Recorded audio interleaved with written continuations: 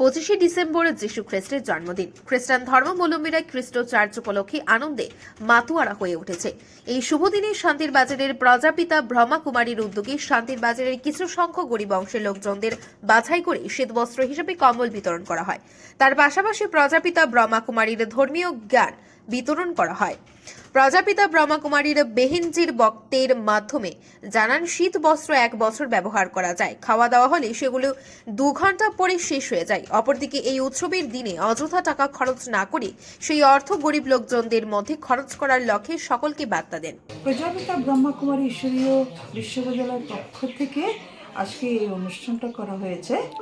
তার মূলত হলো সবাই আজকে 25 ডিসেম্বর বলে খ্রিস্টমাস উপলক্ষে বাইরে কিন্তু অনেক উৎসব মানাচ্ছে, অনেক আনন্দ ফুর্তি করছে।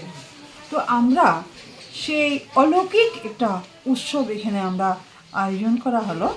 অলৌকিক উৎসবটা হলো এখানে জ্ঞান বিতরণ, দিব্য জ্ঞান বিতরণ, ঈশ্বরীয় জ্ঞান বিতরণ, আর আমরা এছাড়া কম্বল বিতরণ করছি।